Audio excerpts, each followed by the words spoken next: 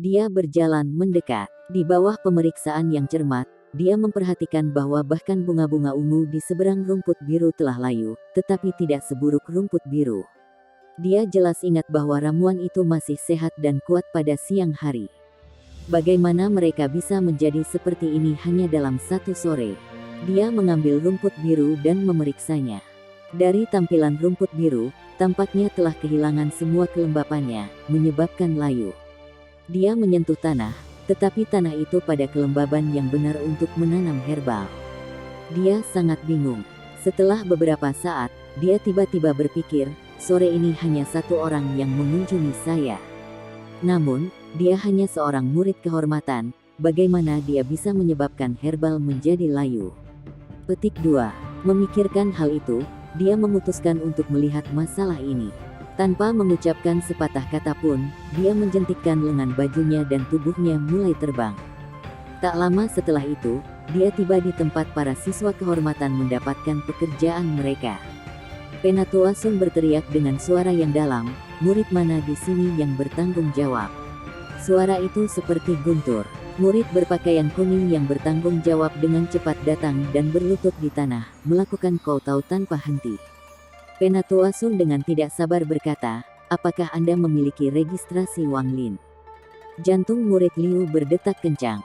Dia tidak akan pernah berpikir bahwa sesepuh tingkat tinggi akan datang bertanya tentang sepotong sampah, Wang Lin. Dia memikirkan saat-saat dia membuli Wang Lin dan wajahnya memucat. Murid ini memiliki pendaftaran saudara Wang Lin. Saudara Wang senang belajar dan selalu serius dengan pekerjaan ini.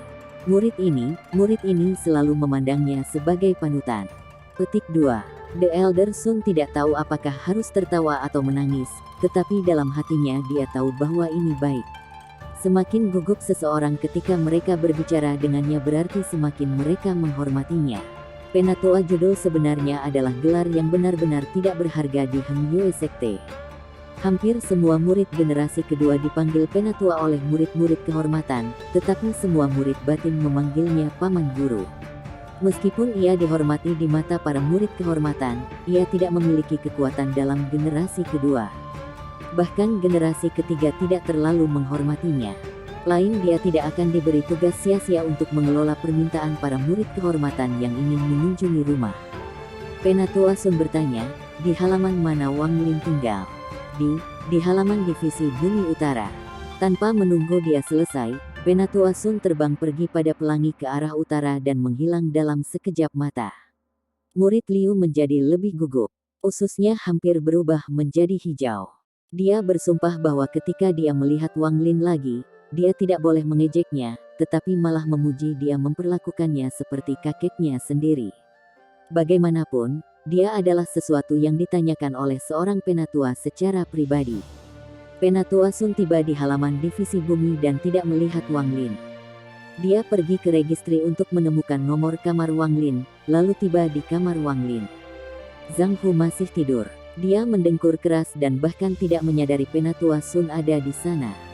Penatua Sun dengan hati-hati memeriksa ruangan itu. Dia mengerutkan kening dan bergumam, dia pergi dengan sangat cepat.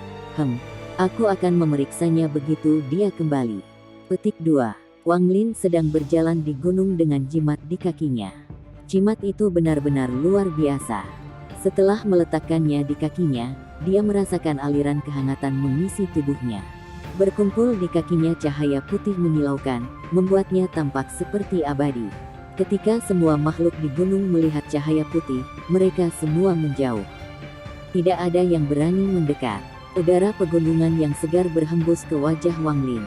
Dia dalam suasana hati yang baik ketika dia dengan cepat pulang mengikuti rute dari ingatannya. Suatu malam telah berlalu, dan itu adalah fajar hari berikutnya. Dia mengambil seteguk air dari labu dan diisi dengan energi lagi. Dia memperhatikan dia sudah meninggalkan gunung. Begitu dia mencapai desa, dia hanya harus mengikuti jalan kecil kembali ke rumah. Tanpa berhenti, dia dengan cepat maju. Dia memasuki sebuah kota ketika matahari bersinar dan kerumunan orang ramai dan ramai. Wang Lin berkeliling sebentar, membeli hadiah untuk orang tuanya, lalu cepat-cepat pergi. Ketika sudah larut, Wang Lin akhirnya mencapai desa. Dia melihat dari jauh sebuah bendera merah dengan tulisan hidup di depan rumahnya. Di luar, ada banyak gerbong. Ada kerumunan yang ramai. Wang Lin tertegun saat dia tiba di depan rumahnya. Kedatangannya terlalu mencolok. Kerabatnya, yang ada di sini untuk ulang tahun ayahnya, hanya melihat kilatan cahaya putih ketika Wang Lin muncul. Semua orang tampak iri ketika mereka mulai memuji mereka. Saudara laki-laki kedua, Wang Lin kembali. Lihat saja betapa tampan bocah ini. Dia terlihat seperti makhluk abadi. Petik 2. Bukan begitu. Bahkan dewa mengacaukan dan akhirnya menyesali keputusan mereka dan mengambil Wang Lin sebagai murid mereka. Di masa depan, keluarga Wang kita akan bergantung pada ketiga anak ini. Petik 2. Karena mataku yang dulu aku tidak bisa melihat poin bagus anak ini, tapi menatapnya sekarang, apa bagian dari dirinya tidak bisa dibandingkan dengan Wang Zuo dan Wang Hao. Jelas naga di antara laki-laki. Bagus, bagus, bagus. Seru paman tertua ketiga keluarga Wang, seolah-olah dia lupa semua hal keji yang dia katakan sebelumnya. Anak ini, Wang Lin, selalu pintar sejak dia masih kecil. Saya harus mengatakan, bahkan yang abadi membuat kesalahan terakhir kali, jadi bagaimana mungkin kita manusia tidak melakukan kesalahan? Wang Lin, saya harap Anda tidak membenci paman kelima Anda. Paman kelima Anda meminta maaf kepada Anda. Semua kerabat mengubah ekspresi mereka dan mengungkapkan wajah ramah dan tersenyum. Wang Lin dengan dingin mendengus pada dirinya sendiri. Pada saat itu, ayahnya muncul dan terkejut ketika dia menarik lengan Wang Lin. Taizu, mengapa kamu kembali? Bukankah saya sudah suruh Anda menginap di Heng Yue Sek? Jangan selalu khawatir tentang rumah. Wang Lin memandang ayahnya dan melihat kerutan ayahnya berkurang banyak.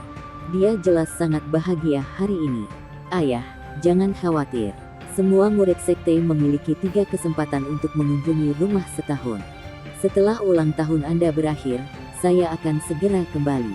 Ayah Wang Lin dengan bangga memandang kerabat di sekitarnya dan menarik Wang Lin ke pintu sambil berteriak, "Istri, lihat siapa yang kembali." Ibu Wang Lin dikelilingi oleh sekelompok kerabat perempuan.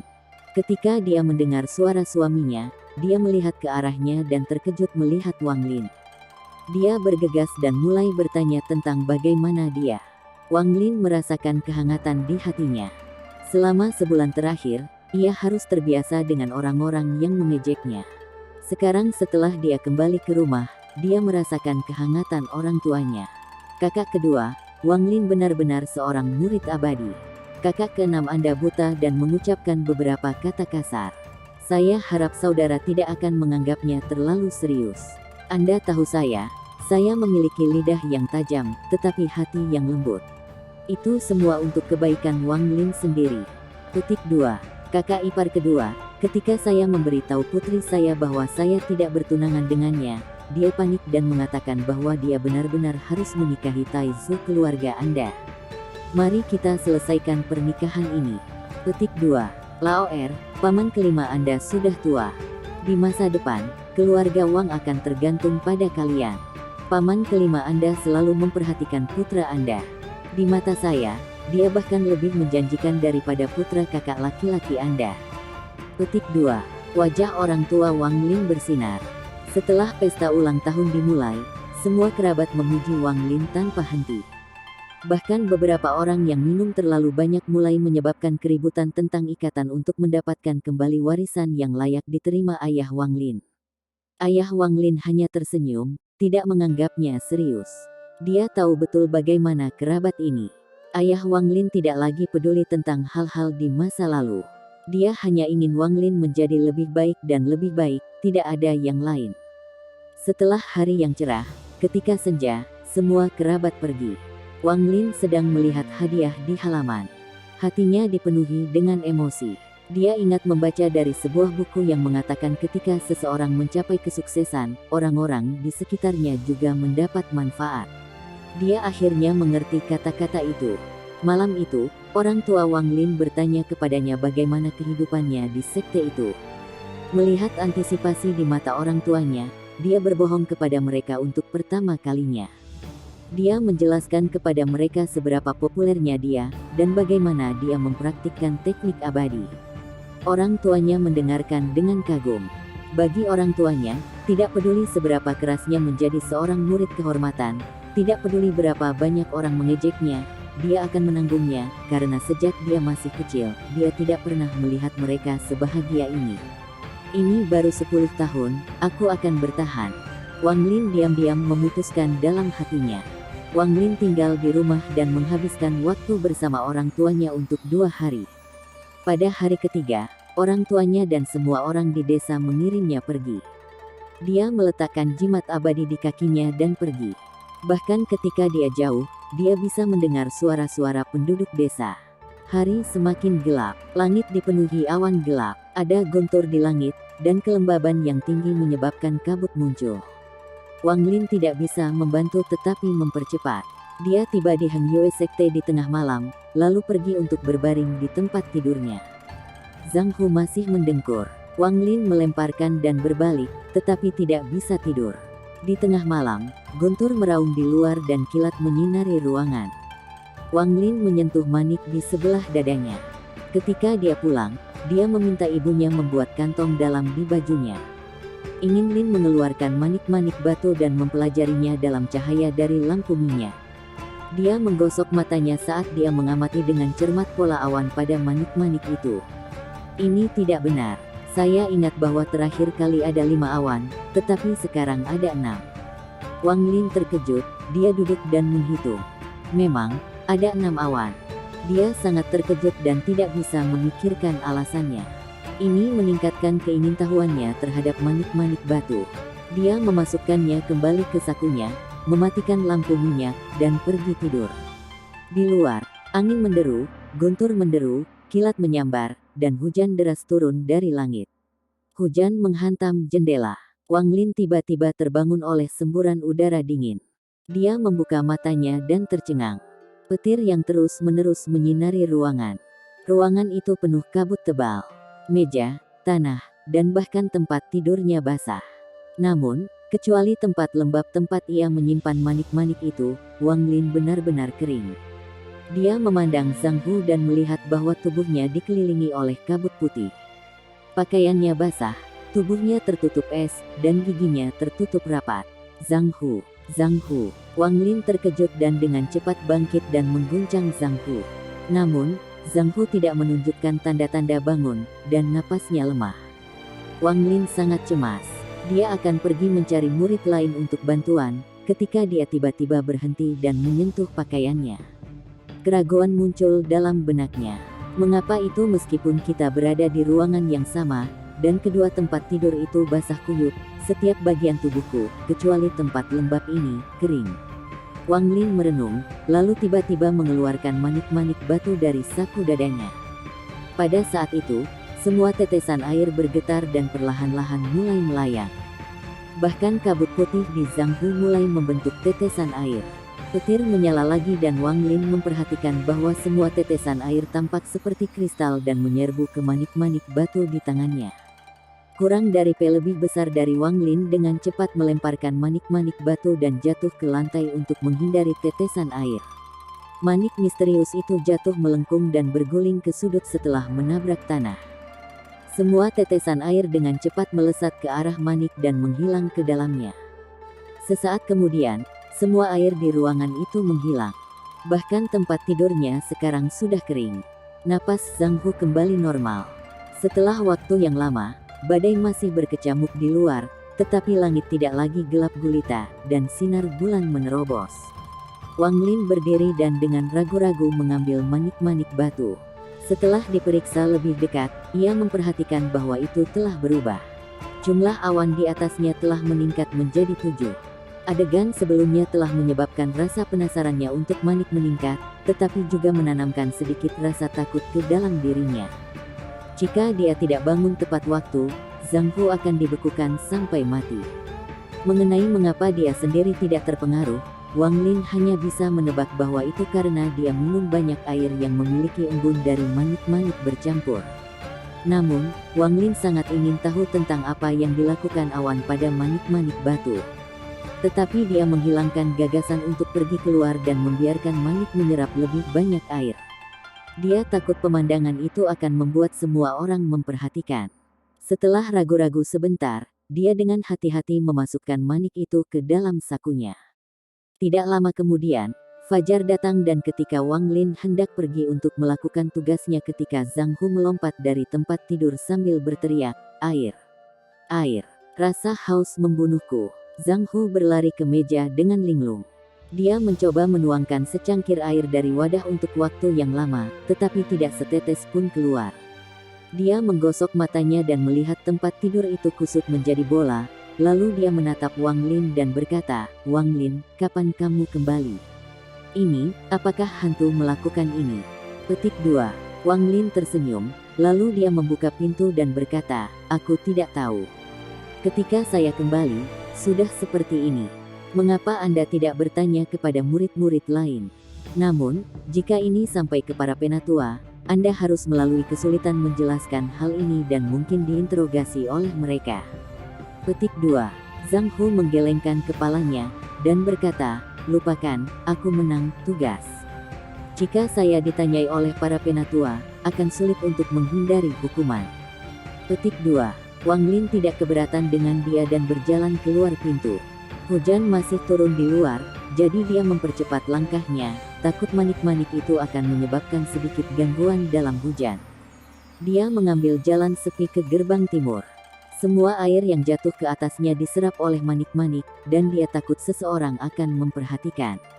Awalnya dia ingin menyembunyikannya di kamarnya, tetapi kemudian memutuskan bahwa lebih aman menyembunyikannya di luar. Wang Lin pergi ke salah satu tempat yang sebelumnya dia sembunyikan embun labu yang mengandung embun. Saat itu masih pagi sekali dan belum banyak orang yang terbangun. Dia memastikan tidak ada yang mengikutinya sebelum mengubur manik-manik batu di sana. Setelah itu, dia menghela nafas. Dia berniat menunggu hujan reda, lalu kembali mengambil hartanya kembali. Wang Lin pergi dengan sangat hati-hati, memastikan tidak ada orang lain di sekitar, dan berjalan ke rumah tugas. Ketika dia sampai di sana, dia baru saja akan mengambil ember ketika Musang menghadapi murid berpakaian kuning keluar. Murid Liu agak kaget ketika dia melihat Wang Lin, tetapi dengan cepat mengubah ekspresinya menjadi penuh antusias ketika dia bergegas maju untuk mengambil ember dari genggaman Wang Lin. Dia berkata, "Jika bukan saudara Wang, bagaimana perjalananmu pulang? Apakah orang tua Anda baik-baik saja? Seniormu merindukanmu pada hari-hari ini kau pergi." Petik 2. Wang Lin tertegun, dia sangat akrab dengan wajah itu. Wajah itu persis sama dengan yang dimiliki kerabatnya di pesta itu, tetapi Wang Lin tidak yakin apa yang coba dilakukan oleh murid Liu. "Kakak Liu, orang tua saya baik-baik saja. Anda tidak perlu khawatir." Wang Lin dengan hati-hati menjawab, karena dia tidak yakin apa yang sedang direncanakan Liu. Murid Liu dengan hangat berkata, sambil membusungkan dadanya, "Saudaraku, mulai sekarang Anda tidak harus bangun pagi-pagi.